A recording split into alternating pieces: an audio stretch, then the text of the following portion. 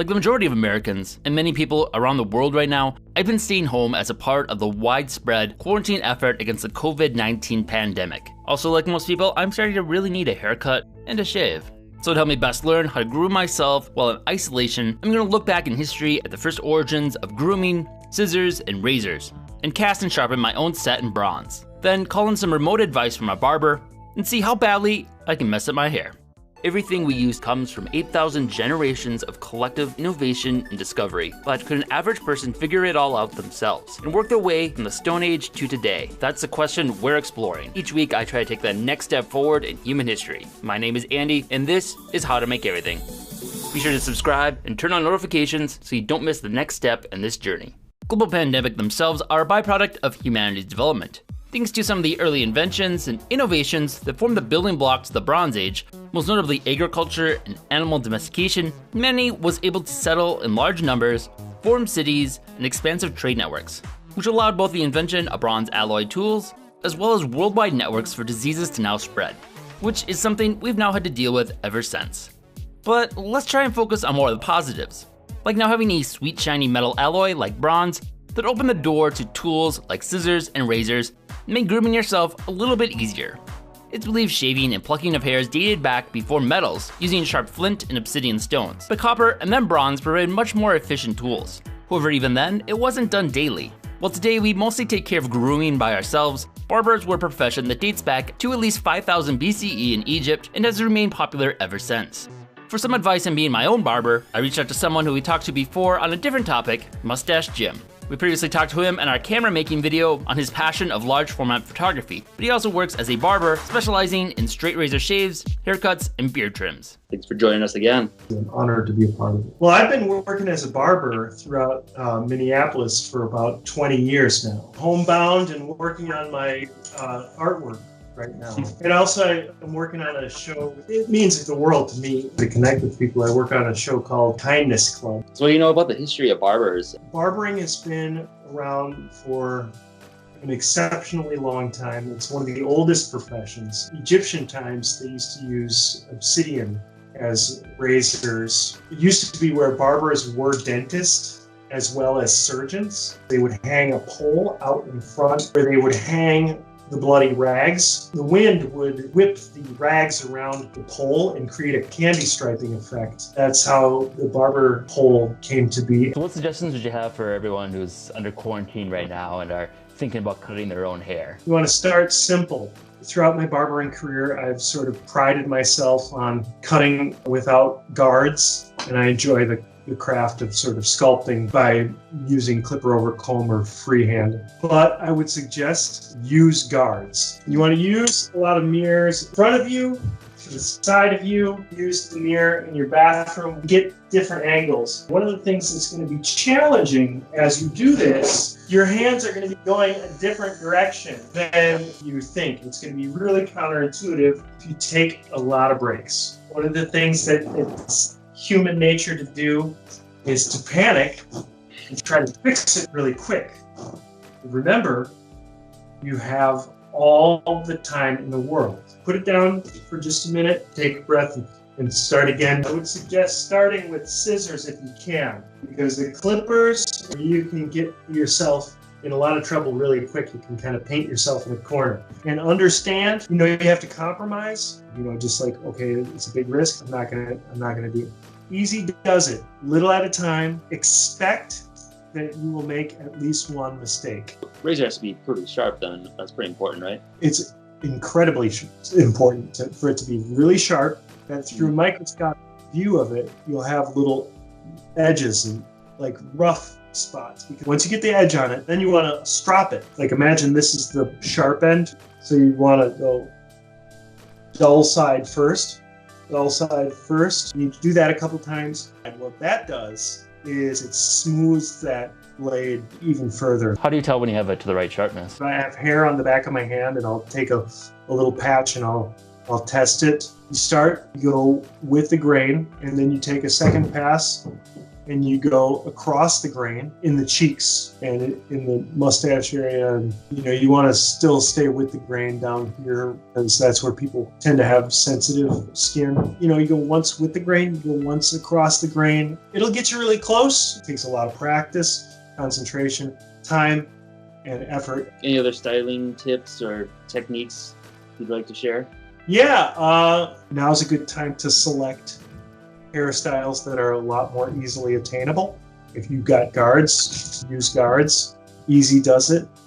Keep it slow, keep it simple, and we're all in this together. So. Scissors first appeared sometime around 3000 BCE in Mesopotamia, first as spring scissors with two blades opposed each other and attached by a metal band that worked as a spring between them. Cross-bladed scissors, like most modern scissors, would not be invented until around 100 AD by the Romans. First off, to cast the scissors and razors. For that, I got a little help from Greg, the swordcaster, back before the world shut down, when we were able to visit him in Austin, Texas.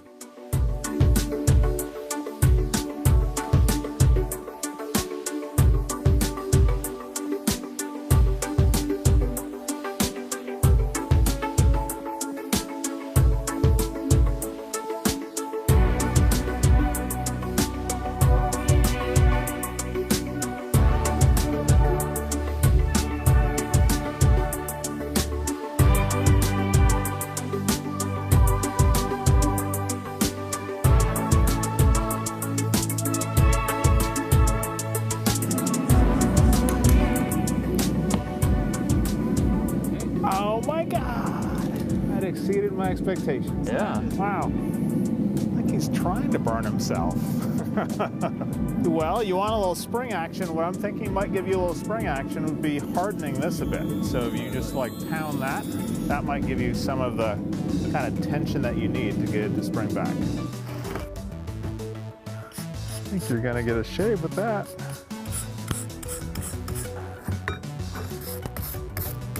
Hipsters beware. Off the beards. If you are interested in learning how to cast bronze yourself, check out Greg's website. And once travel is a thing that exists again, he might make a trip out to you to teach a lesson on bronze casting. Using his advice, I next polished off and worked hard on both the edges of the blades and spring of the scissors so they'd be more rigid. Center of frame. Okay, now thanks to Greg, we have the cast razor blade and scissors. Clean these up and polish them up a bit.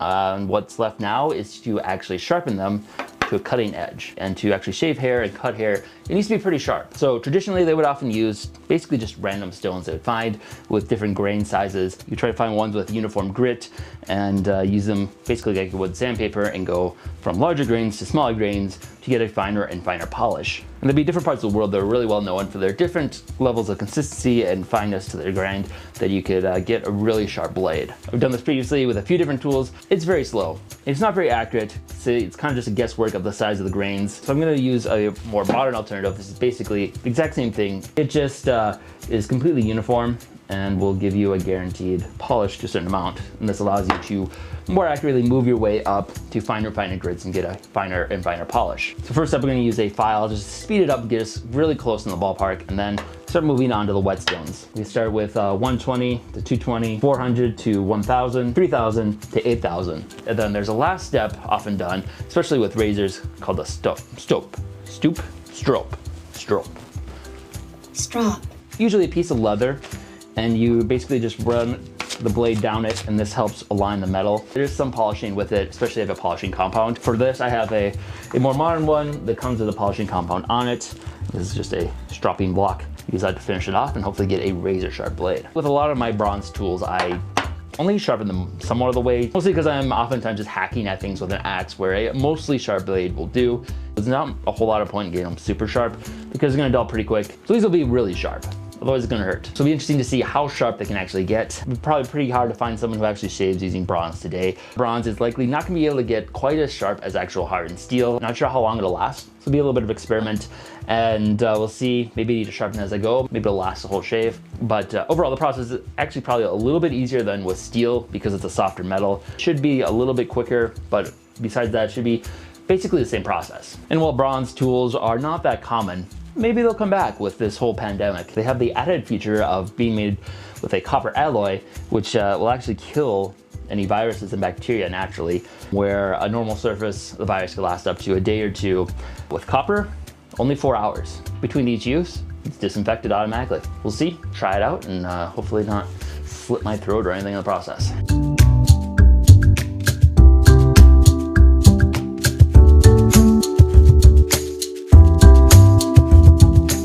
And then next, the scissors.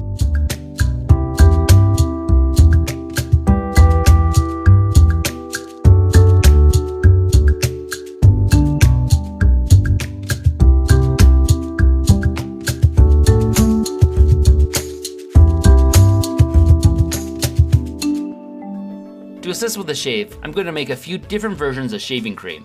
First, the ancient recipe, likely used in the Bronze Age, of animal fat mixed with wood ash.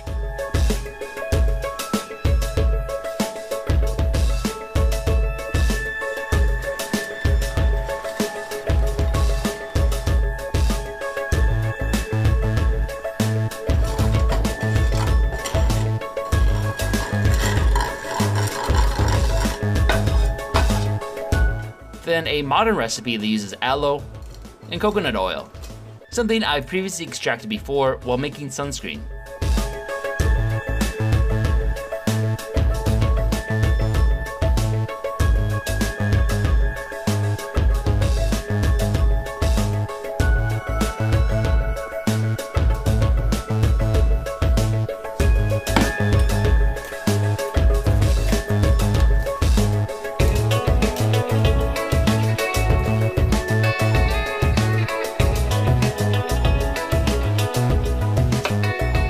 Boogers, my favorite.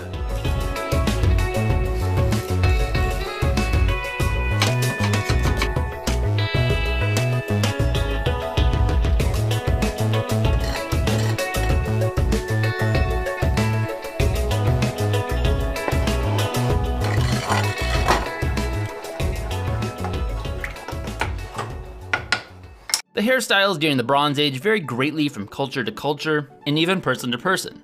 Braids and knots were common with both men and women in various cultures, and upper-class men would often completely shave their head and wear expensive wigs. In Egypt, they would even wear fake beards. And being entirely clean-shaven was incorporated into religious aspects, such as with ancient Egyptian priests needing to shave their entire body every 3 days. It's been about 3 days now of trying to sharpen both of these items, and it is driving me crazy. The days are honestly all starting to blur together, so I'm not exactly sure, but it's been a lot of sharpening and then resharpening and redoing everything and then sharpening it again and again and again. It's kind of a learned skill, and I don't think I've mastered it. The main problem I'm facing is that it's bronze, and I don't know how sharp you can actually get with bronze. They're definitely sharp. I can just slice through paper pretty easily, but hair is a bit harder. So I've been trying it and running it on my arm hair, and takes a bit of force, so I think you can do it. I think the fact that it's gonna take a bit of effort is kind of obvious by the fact that the alternative they used to bronze was a pumice stone, which is not gonna be too different than just trying to basically sand your hair away. So that's plan B, I guess. Here goes nothing. Oh, it did it. Now I'm in. Hey. That actually works pretty good. A little stiff. Surprised how all these work. Small bits. Super sharp. I think there's a little bit more leeway when it comes to the scissors. It's two blades coming at each other, opposing forces, putting pressure from both directions. It's not gonna be so much how sharp it is. It will cut, but mostly just in a specific area where they align the best. I think it worked out pretty good, surprisingly. It's a little uneven at a few spots, but not by much. I think I was able to get a surprisingly consistent cut. All things considered, it actually turned out pretty good. I was pretty skeptical of this, so to get rid of all this hair. It's not perfect, but I don't think anybody will call me out on it. We'll see. All right, so we have the two different shaving creams I tried making. I have the historical pig fat and wood ash. I don't know if they usually actually use pig fat. This guy is basically the primitive recipe for basically soap. Smells kind of gross, smells like pig fat. And then for an alternative, hopefully a slightly better option, I have kind of a modern DIY recipe of about 50% aloe and 50% coconut oil. Seems a bit more pleasant. See if either of them help at all.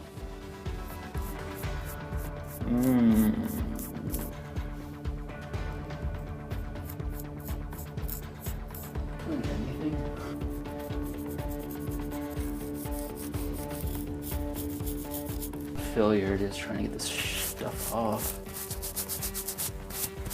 Holy crap. I don't recommend this spa treatment. Let's try the other side with yellow. Much more pleasant. There's definitely loose hairs.